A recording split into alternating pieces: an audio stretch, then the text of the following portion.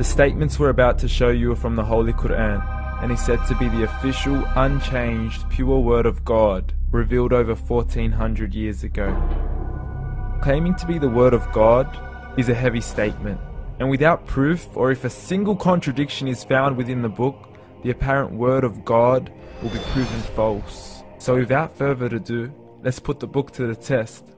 In the 23rd chapter, titled The Believers, from the 12th to the 14th verses, God is said to give a detailed description of how the human being is formed.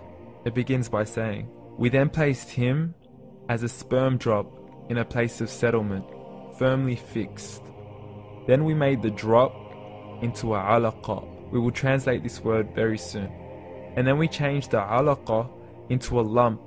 Then we made out of that lump into bones. And then we clothed the bones with flesh. Then we caused him to grow and come into being and attain the definitive human form." In the 21st century, we can now safely say that this verse is clearly describing the process of human development in correct chronological order. However, what we should be paying attention to in particular is the second stage, referring to the development of the embryo. The specific word used to describe the embryo in this verse is the word Alaqah.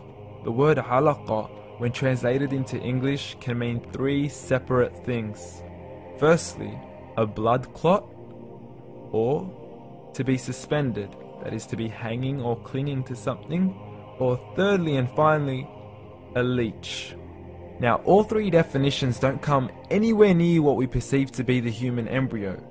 So, why are these words used, and what significance do they share with the human embryo? Can the embryo be described as a blood clot? Well, what do you think? In the third week of embryonic development, a tubular heart joins with the blood vessels to form a primordial cardiovascular system, and by the end of the third week, the blood is circulating and the heart begins to beat on day 21. The first thing that comes to mind in regards to being suspended or hanging is the umbilical cord. But we can't use that example because we are simply referring to step 2, before the baby has even formed. But we now know today that the umbilical cord is formed from the connecting stalk. And the connecting stalk is formed as soon as the embryo is formed. The embryo's connecting stalk has even been described by John Allen and Beverly Kramer as an object to suspend the developing embryo in the extra-embryonic column. So an embryo is suspended and does have a strong resemblance with a blood clot. What on earth would an embryo have to do with a leech? Figure A shows the structure of an embryo at 25 days. Figure B shows a leech.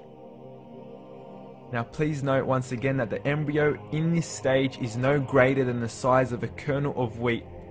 This is an X-ray of the embryo at 22 days. This is the internal structure of a leech.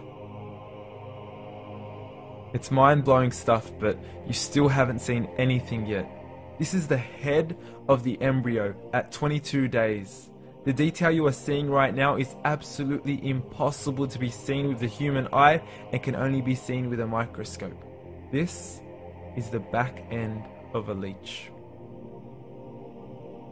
There's no other words used to describe this other than mind-blowing. The pictures we have shown you are impossible to be seen with the human eye or even to be predicted by the human mind. Once again, the verses we have shown you were revealed over 1400 years ago to a man who couldn't read nor write. Are these the words of God? Descriptions of the human embryo in the Quran cannot be based on scientific knowledge in the 7th century. The only reasonable conclusion is that these descriptions were revealed to Muhammad from God, from God, from God, from God.